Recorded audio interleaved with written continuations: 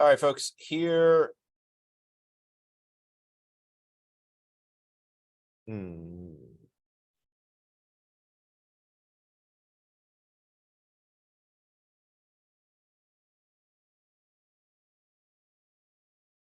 right, so the final part of the assignment is doing, or the final part of the project, the final grade or assignment is recording your app working, just going through the motions, demonstrating that it works and showing what it does and that sort of thing. And even also like scrolling through your code is also appreciated. So we'll do that first, and then we'll go over a couple more examples because I'm sure most of you will be watching this for the sake of recording your screen. So we'll do that first. So what you need, there are many ways to do this. There are probably several extensions, Chrome extensions that will work for this. One that works, I'm not going to endorse it and say it's the best extension. One that works is Screencastify. You can find that in the places that you find those things. You load it up, and you're going to record desktop. I mean, I suppose browser tab works also. Turn off the microphone. That actually, part of the reason for doing this is to prepare you for the way that you're going to submit some of the work to your digital portfolio for the AP exam. And part of the requirements for that is microphone off. And so you can hit record. This, choose what you probably only have one screen, so you won't get that. And it's already recording. Don't know why I had to hit that before, but you are then just going to run your app. Okay, this goes there, and this goes here, and all these different things happen.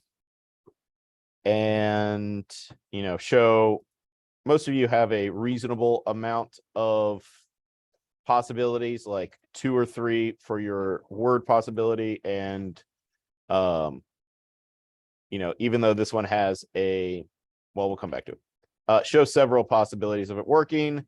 Then you can end your recording. The video should pop up, and we aren't looking for a share link or any sort of that. I want you to download the video. So you're going to go open an editor and then export an MP4, name it. What do we call this? Decision maker app. Let's go call it Holt, and that would be where you put your name, and download it. And that file downloaded, once you have it downloaded, that is the file that you are going to upload to the final assignment on Canvas. And that assignment should allow you to upload files, and that's the file that you are going to upload. All right, so like I said, some examples of apps that meet the requirements and might give you some ideas, or you might be stuck on some sort of problem because you were overly ambitious, which is a thing. It's fine. But we're looking here for check marks for requirements, not, inventing the next, I don't know, MySpace. This project here is a decide on a fish type app, and it has 3 variables. We have not made username, or rather the user's name, one of the requirements, but feel free to add that. Okay, I don't think this is it. Oh, wait, is she new? What's the deal?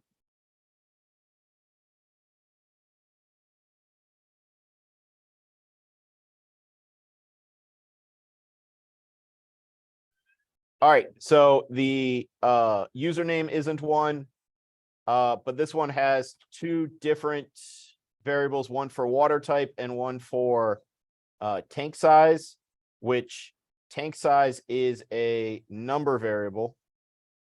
And that's why it's get number is the data type of the variable. That's why it's a get number, and water type is a get text, and it's getting the text from the type dropdown, which is the name of this dropdown. And tank size is this one. This one runs update screen, which is its main thing, only when you click on the calculate button or when you click on the label. Actually, it's a little tricky. The label here is also a button, which I don't know why, but that's what that's doing. Then the update screen is running the conditional, and it doesn't do the way that we've shown the other ones is by the update screen function is where it's reassigning the variables, where it's doing the get number and get text. This one is doing it in the when the drop downs are changed. Either way it works, but the update screen here is checking water type against salt water or fresh water, and tank size. Well, for salt water, the over under is 30, and this is actually kind of clever. The over under is 30, and notice that the first time they check tank size, it's less than 30. And the second time they check tank size, it's greater than or equal. The opposite of less than is greater than or equal. I shouldn't say the opposite. The counterpart to less than is greater than or equal. And just like if it was reversed, the opposite of greater than is less than or equal. One of the two has to have equal. Unless, like, I mean, I guess technically, if you were counting up by intervals of 5 and you had the over under as 27, it wouldn't need an equal. But generally speaking, your counterpart to a less than or greater than is the opposite and equal. If the user chose freshwater, the over under is 10. Wait, less than 10, less than 20. I wonder if this is backwards. What happens if it's freshwater? This might, oh, freshwater and big. Oh, so undefined. Oh, undefined. Yeah. So this actually does make sense. It doesn't have it has an else if they go above 60, I mean above 20 in the freshwater category. And then this one is doing the thing that we did with the dog chooser app or the Adopt a Dog app, where there are actually 4 pictures on top of each other: a goldfish, a clownfish, a tetra, and an Oscar. And I guess Oscar is the actual fish. But it's hiding all of them except the one it wants to show for that condition. Okay. The key takeaways from this that are applicable regardless of where you're getting the text and getting the number to reassign variables, regardless of where you're updating screen, the key takeaways are your conditional needs to compare one string and, I should say, at least one string and at least one number.